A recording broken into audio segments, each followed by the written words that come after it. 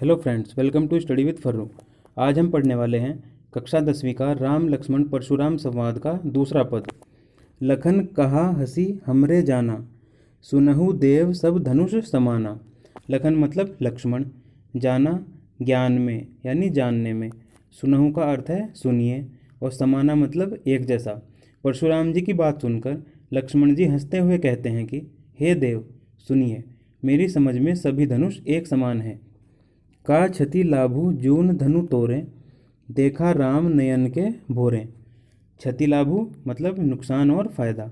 यहाँ पे लक्ष्मण कहते हैं कि इस पुराने धनुष के तोड़ने से हमें क्या लाभ क्या हानि होती।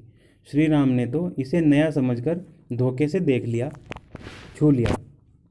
छुअत टूट रघुपतिहु न दोसु, मुनि बिनु काज करिए कत रोसु। रघुपतिहु मतलब राम, दोषु मतलब दोष, काज का मतलब कार्य, और रोसु मतलब क्रोध। फिर लक्ष्मण जी कहते हैं कि यह तो उनके छूते ही टूट गया, इसमें श्री राम का कोई दोष नहीं। हे मुनि, आप बिना कारण ही क्रोधित हो रहे हैं। यानी बोले चितय परसु की ओरा, रे सठ सुने ही सुभाव ना मोरा। चितय मतलब देखकर, रे सठ यानी हे मूर्ख, रे मूर्ख। मोरा, मोरा का मतलब है मेरा, सुनेही का मतलब है सुना है, और स्वभाव मतलब स्वभाव। यहाँ पर परशुराम अपने फरसे की ओर देखकर कहते हैं कि हे मूर्ख, तुम मेरे स्वभाव के बारे में शायद नहीं जानते हो, यानी तुम्हें पता नहीं है कि मेरा स्वभाव कितना क्रोधी है।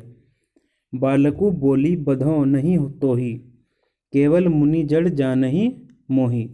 बधो मतलब वध करना या फिर मार देना, और जानहि का मतलब होता है समझना।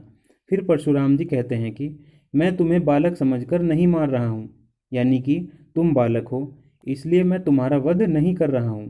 क्या तुम मुझे केवल मुनि ही समझ रहे हो? बाल ब्रह्मचारी अति कोही, विश्व विदित क्षत्रिय कुल द्रोही। कोही मतलब क्रोधी, विश्व विदित का मतलब होता है जिसे पूरा संसार जानता हो, यानी पूरा विश्व जानता हो जिसे। द्रोही का मतलब होता है दुश्मन।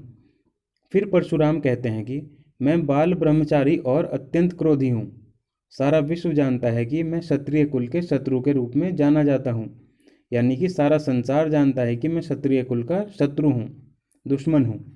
भुजबल भूमि भूप बिनु कीन्ही, विपुल बार मही देवन दीन्ही। भुजबल मतलब हाथों का बल, भूप का मतलब होता है राजा, और मही देवन का मतलब होता है ब्राह्मणों को। फिर परशुराम जी कहते हैं कि मैंने इन्हीं हाथों से कई राजाओं से उनकी भूमि को छीना है और छीनकर ब्राह्मणों को दान कर दिया है। क्या तू मेरे बारे में नहीं जानता है?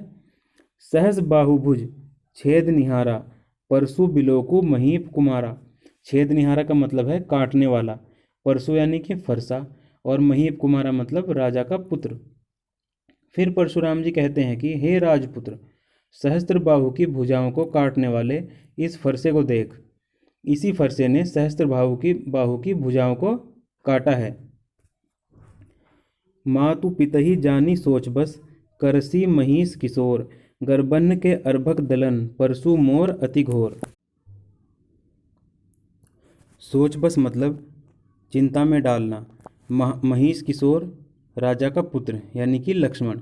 गर्भन मतलब गर्भ के, अर्भक का मतलब होता है बच्चे, घोर का मतलब होता है भयंकर। फिर परशुराम जी लक्ष्मण जी से कहते हैं कि जरा तुम तो अपने माता पिता के बारे में सोचो, अर्थात यदि तुम मेरे क्रोध के शिकार हो गए तो बेचारे तुम्हारे माता पिता का क्या होगा, वो क्या करेंगे? मेरा फरसा बड़ा भयानक है, इसने गर्भ में पल रहे बच्चों को भी मारा है, अर्थात यह बहुत निर्दयी है।